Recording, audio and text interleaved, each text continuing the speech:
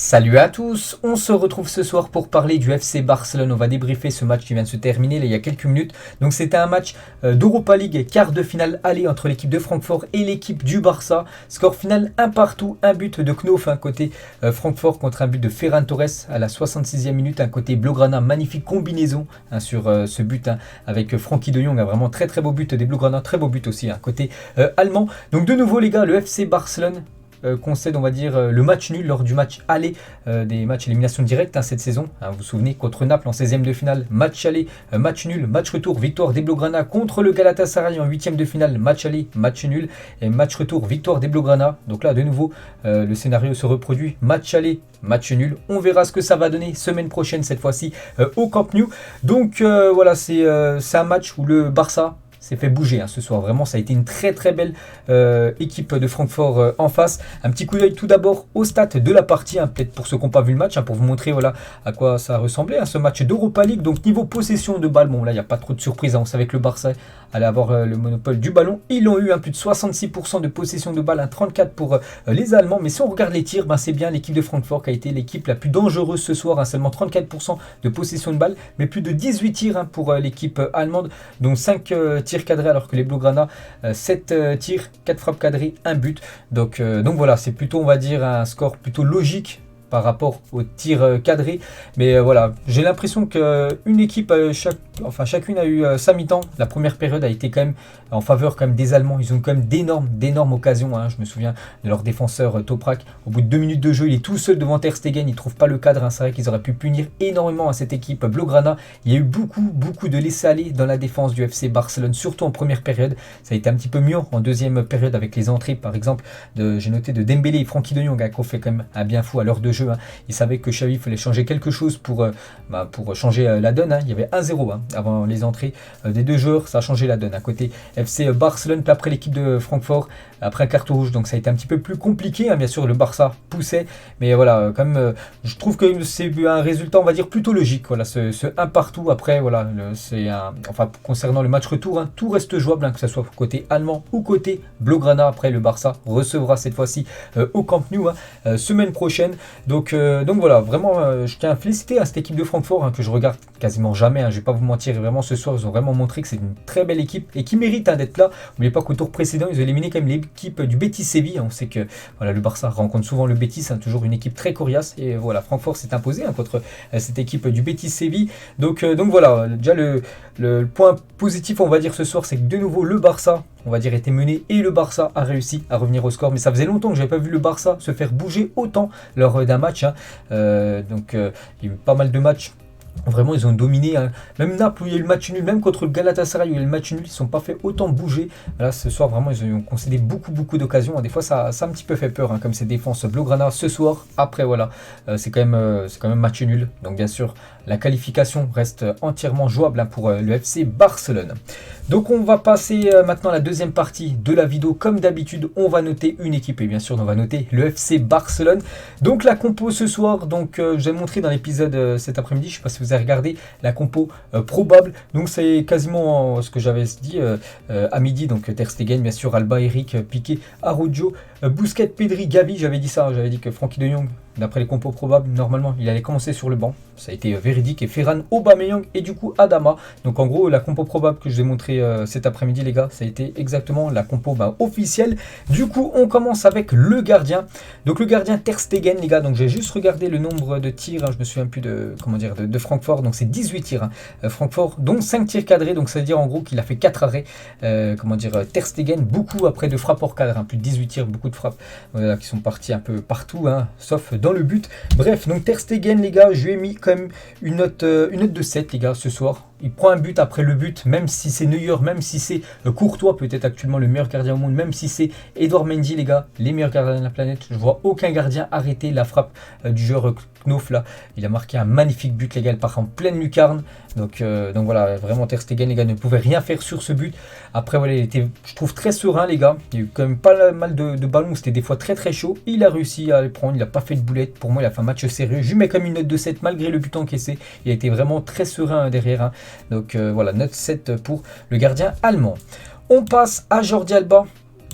Donc Jordi Alba sur son côté gauche de la défense, je lui ai attribué la note 2,6, match satisfaisant de la part de Jordi Alba. Bon, comme d'habitude, il a fait quelques montées, bon, il en fait moins quand même qu'il y a quelques années où vraiment c'était le piston, attaque-défense tout le long du match. Là, il prend de l'âge, un peu plus compliqué bien sûr actuellement, surtout niveau physique, mais bon, voilà, il a fait son taf. Jordi Alba, je lui attribue une note de 6, je trouve que c'est la note juste pour le défenseur gauche espagnol. On passe à Eric Garcia, les gars. Donc Eric Garcia, la même chose, une note de 6. Attention aux relances pour Eric Garcia, les gars. Beaucoup, surtout en première période, il y a eu beaucoup de pertes de ballons de la part des Blaugrana, que ce soit Eric Garcia ou même des autres joueurs. On a perdu quand même pas mal de ballons faciles, directement rendus quand même aux joueurs de Francfort. Attention à ça, sinon, comme ils ont dit à la télé, c'est vrai que c'est pas un joueur avec un énorme gabarit, mais c'est un joueur très intelligent qui sait comment prendre le dessus, on va dire, sur l'attaquant adverse. Donc une note de 6, les gars, voilà, pour Eric Garcia, voilà, pour son match ce soir. Donc c'est un match satisfaisant de sa part. On passe à Gérard Piqué. Donc Piqué, on va pas le noter, il est sorti, je sais plus exactement, au bout de 20 minutes de jeu. Donc bien sûr, j'essaie de noter au moins les joueurs qui jouent au moins 45 minutes. Donc Piqué n'a pas joué, enfin 20 minutes, je peux rien lui mettre comme note. Donc je crois qu'il s'est blessé aux adducteurs, touché les adducteurs.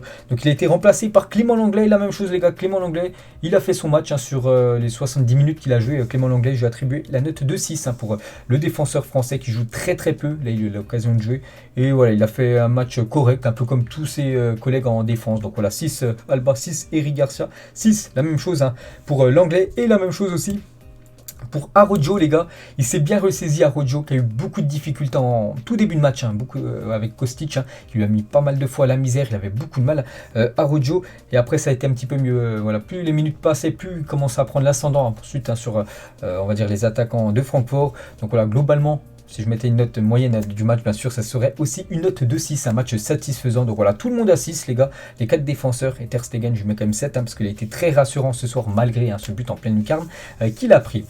On passe au milieu de terrain. Donc le milieu de terrain ce soir n'a pas été vraiment flamboyant. Voilà, on va pas se mentir. On va commencer avec Pedri, les gars. Pedri normalement qui rayonne depuis quand même pas mal de temps. Pedri, on l'a vu vraiment bon, peut-être les 20 dernières minutes de jeu, quand il est accompagné de Frenkie de Jong. Mais avec Gavi, ça n'a pas trop fonctionné. Ils ont dit qu'il avait touché, je crois, en première période, seulement 22 ballons à peu près. C'est peu quand même. C'est peu pour Pedri. C'est vrai qu'il a eu très peu d'influence dans le jeu. Pedri en première période, ça a été un petit peu mieux après le but, après le carton rouge, après les entrées par exemple de Dembélé et Frenkie de Jong. Donc pour son match, les gars, voilà, ce soir Pedri, les gars, j'ai mis une note de 6, voilà. Il n'aurait pas fait les autres, les bonnes minutes en fin de match. Il a obtenu seulement 5. Voilà, ça n'a pas été un grand Pedri, Lucas habitué à des notes de 7 voire 8 par rapport au masterclass qui fait de temps en temps. Donc ce soir, voilà, ça mérite 6. Bon, après, c'est pas qu'il est passé à côté de son match, c'est qu'il a eu un peu plus de mal voilà, à déployer son jeu, en gros. Ça a été un petit peu mieux, bien sûr, en fin de match, quand il est accompagné de Frenkie de Jong. Donc 6, Pedri. On passe à Busquets, les gars. Busquets, je lui ai attribué une note de 5, les gars. Il n'a pas été super bon, après mon point de vue. Il n'a pas été super bon. Il a failli causer un penalty. Heureusement, il touche le ballon avant. Il y a des arbitres, même en allant voir la VAR, ils auraient sifflé comme penalty. Attention, parce qu'il découpe quand même l'attaquant de Francfort. Mais c'est vrai qu'il touche le ballon avant. Donc voilà, c'est quand même un énorme risque pris par Busquets, parce que voilà, sinon ça fait penalty. Et certainement but après. Mais bon, même dans le jeu, il n'a pas été super flamboyant, Busquets. Donc une note de 5, les gars. Je trouve voilà, le match moyen de sa part. On sait qu'il peut faire bien mieux. Après voilà, Busquets commence à prendre de l'âge, je pense, comme Alba. Il va falloir bien sûr penser peut-être dans le futur à remplacer quand même ces deux anciens joueurs cadres du FC Barcelone. Donc 5, Busquets. Et on finit avec Gavi, les gars.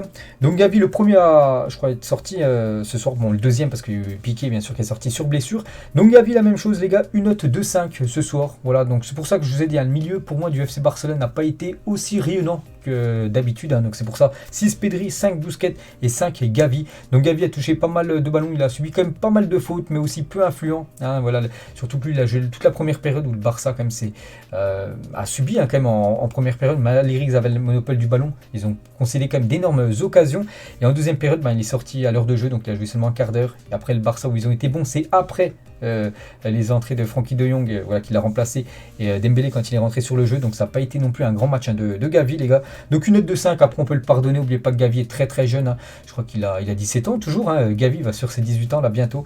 Donc voilà, il joue quand même des matchs de Coupe d'Europe, des quarts de finale. Donc 5, voilà, c'est un match moyen de sa part, mais voilà, on lui met quand même la moyenne. Et on finit avec les 3 attaquants. On va commencer avec Ferran Torres, les gars.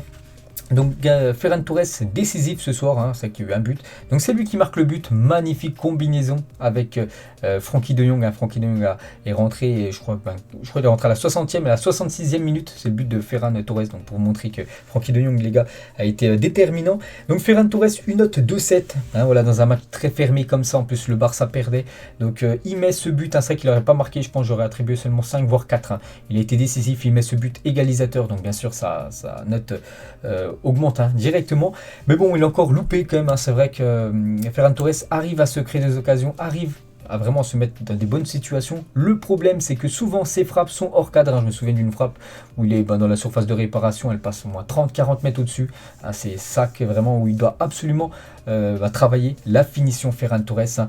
Il sera encore meilleur bien sûr avec cette finition en plus. Donc une note de 7 les gars, comme j'ai dit, hein, voilà, vu qu'il a été décisif, hein, pour l'instant c'est lui qui a la plus haute note avec le gardien Ter Stegen. On passe à Aubameyang. Donc Aubameyang, hein, c'est le joueur pour moi qui a été le plus décevant ce soir. On n'a pas vu Pierre-Emerick Aubameyang ce soir, hein. Il a très peu touché de ballon, j'ai pas le nombre exact, hein. On l'a très peu vu en première période, on l'a très peu vu en deuxième période, donc je sais même pas s'il a réussi à se mettre en situation de frappe, hein. Aubameyang qui a beaucoup galéré, hein, ce soir, vraiment avec la défense quand même physique, hein, parce que c'est comme une équipe physique, hein, cette équipe de Francfort. On a très peu vu hein, l'attaquant gabonais, donc pour moi ça mérite même pas la moyenne, hein, ça mérite un 4 les gars, insuffisant quand on voit ce qu'il a fait par exemple contre le Real Madrid avec son doublé et tout ça, avec le match là qu'il a fait ce soir. Non voilà, ça il peut pas avoir plus de 5, hein, donc 4 les gars pour Pierre-Emerick Aubameyang. Et on finit avec Adama Traoré, préféré à Ousmane Dembélé. Donc c'est pas préféré, je pense, c'est que juste Xavi a voulu faire souffler un petit peu Ousmane Dembélé, hein, qui enchaîne voilà, tout le temps les matchs. Il a voulu bien sûr donner aussi un petit peu de temps de jeu aux joueurs espagnols. Donc Adama Traoré pour son match ce soir, c'est une note de 5 les gars.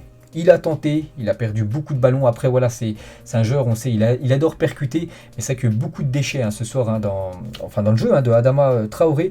Donc, il est sorti à la place de Dembélé. Dembélé l'a remplacé. Dembélé, c'est lui qui fait la passe clé. En gros, une passe clé, c'est une passe qui amène après un but, en gros, une frappe. C'est lui qui déclenche hein, cette combinaison avec Frenkie de Jong, bien sûr, Ousmane Dembélé, donc à la place d'Adama. Donc, ce qu'il n'a pas fait en l'heure de jeu. Dembélé l'a fait seulement 5 minutes après l'entrée de Adama. Donc, Adama, voilà, une note de 5, les gars. On sait qu'il peut faire mieux, donc un match moyen, je mets comme la moyenne hein, voilà Adama, mais voilà, ça n'a pas été non plus le grand Adama Traoré qu'on a pu voir hein, il y a quelques temps du côté du Barça. Donc voilà les gars, toutes les notes, donc les tops, hein, j'ai dit Ferran, Ter Stegen pour moi, voilà les deux, hein, un a été bon au cage, l'autre a été décisif avec son but, et sinon les flops, ben, Aubameyang, hein, je pourrais mettre avec une note de 4, hein, Busquets aussi, hein, ça a été moyen ce soir. Et si on notait rapidement les entrées en jeu, donc il y a eu trois joueurs du Barça qui sont entrés en jeu, donc l'anglais, on a déjà parlé à la place de Piqué. Donc De Jong les gars, décisif, une passe D, donc sur les 20 minutes qu'il a joué, même 30 minutes, hein, il a joué une demi-heure, j'aurais mis une note de 7 les gars, il a été bon, il a été décisif, hein, c'est lui qui fait la passe D, et on a senti directement que c'était beaucoup plus fluide bien sûr avec Dembélé, Frenkie de Jong sur la pelouse. Et concernant Ousmane Dembélé, la même chose, hein, comme j'ai dit, hein, c'est lui qui amène quasiment l'action du but, hein, celui qui fait la passe clé pour déclencher hein, cette magnifique combinaison. Et du coup Dembélé lui aussi il a été bon hein, sur son côté, j'aurais attribué une note de 7 hein, pour les 30 minutes hein, qu'il a joué ce soir. Donc voilà les gars, la fin de ce débrief, j'espère que ça vous a plu hein, comme d'habitude. Donc on se retrouve demain, on parlera cette fois-ci hein, du Real Madrid. Allez, moi je vous laisse, bonne soirée à vous et à plus tard.